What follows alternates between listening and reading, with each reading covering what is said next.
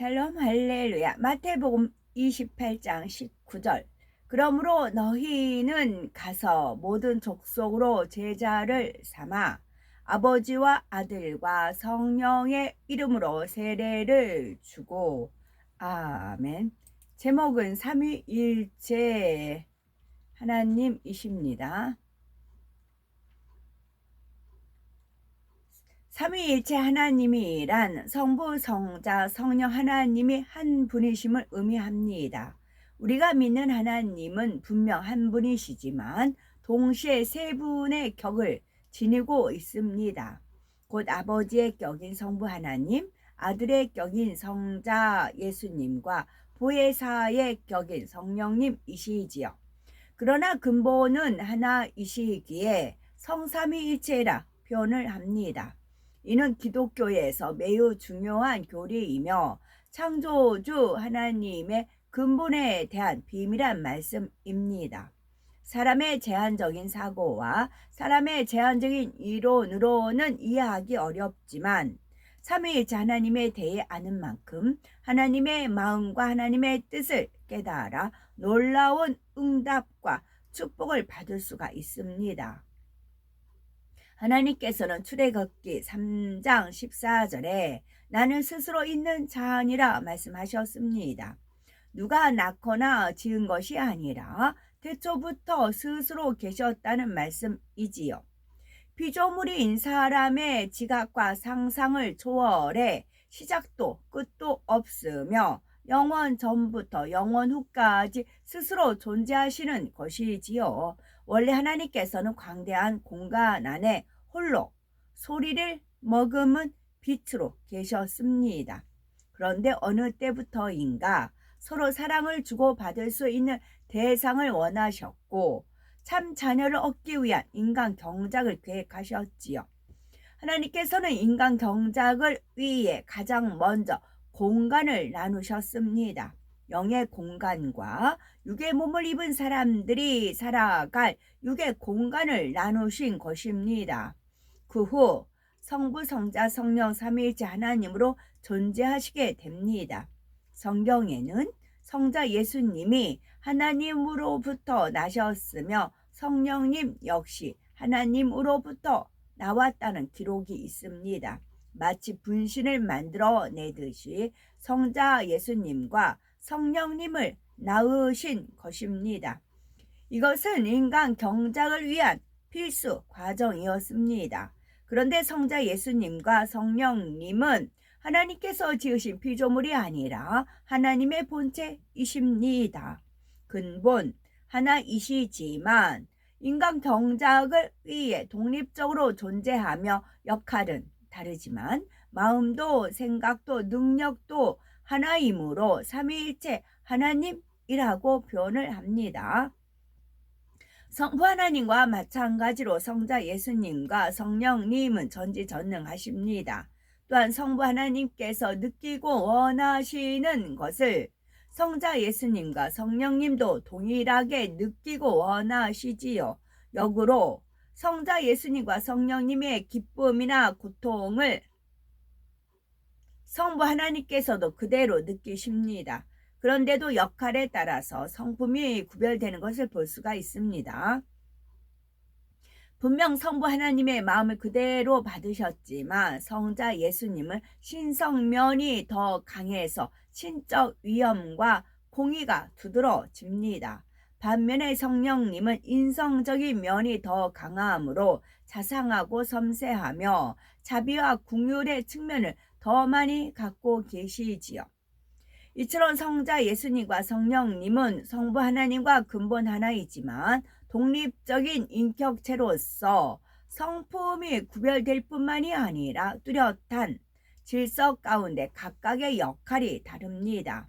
성부 하나님 다음이 성자 예수님이며 성령님은 그 다음이 되어 성부 하나님과 성자 예수님을 사랑으로 섬기십니다.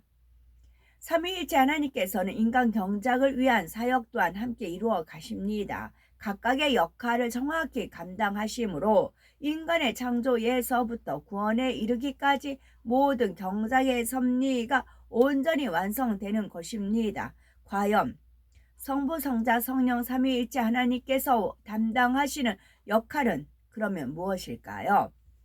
성자 예수님은 구원의 길을 여셨죠. 성자 예수님의 역할은 구세주로서 죄인된 인류를 위해 구원의 길을 열어주시는 것입니다.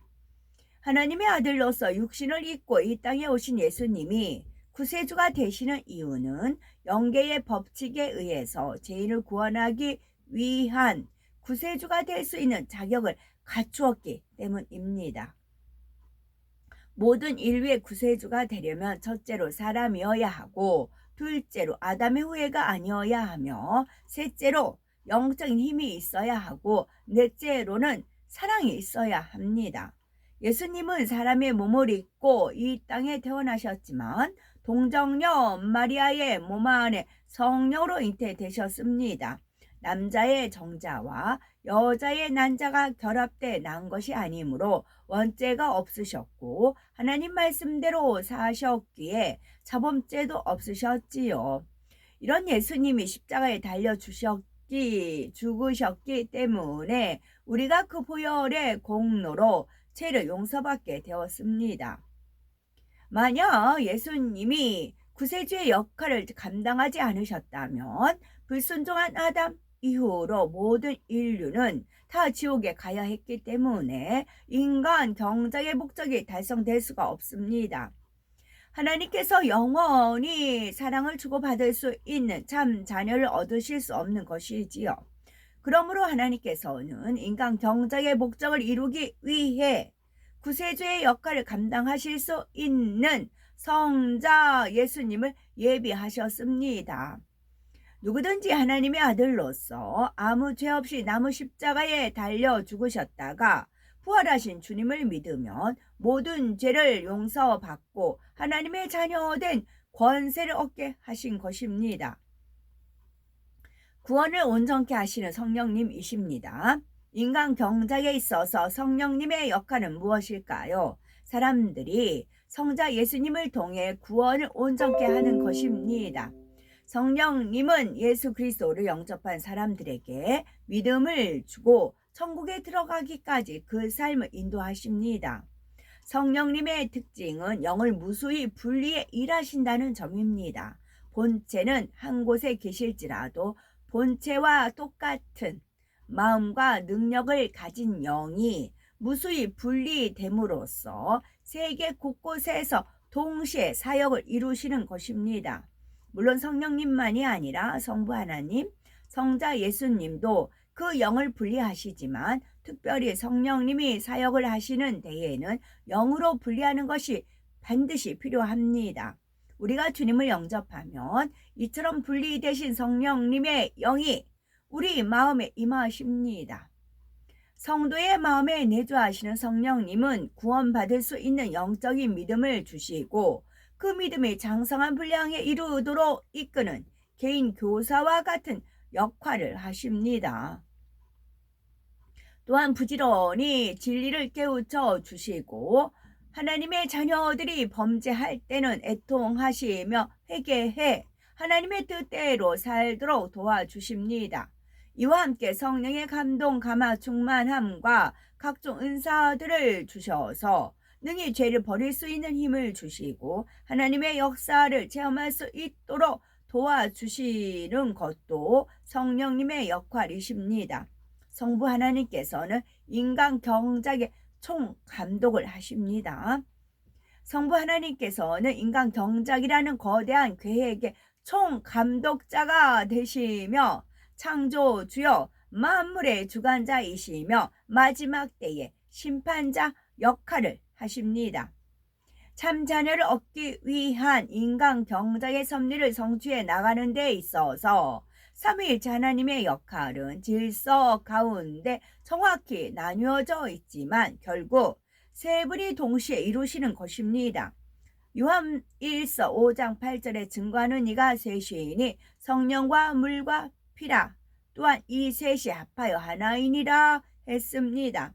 물은 영적으로 하나님의 말씀이신 하나님의 사역이며 십자가에 달려 피 흘리신 주님의 사역을 의미합니다. 이처럼 성령과 물과 피로 삼위일체 하나님이 하나 되어 사역해서 믿는 자녀들에게 구원받는 증거를 주십니다. 예수님도 아버지와 아들과 성령의 이름으로 세례를 주고라고 하셨고, 사도 바울도 주 예수 그리스도의 은혜와 하나님의 사랑과 성령의 교통하심이 너희 무리와 함께 있을지어다 라고 하시며 삼위일체 하나님의 이름으로 세례를 주고 축복한 것을 볼 수 있습니다. 따라서 성부, 성자, 성령, 삼위일체 하나님의 역사 속에 참된 하나님의 자녀가 되어 기도하는 것마다 응답을 받으며 온전한 구원에 이르러야 되겠습니다. 아멘.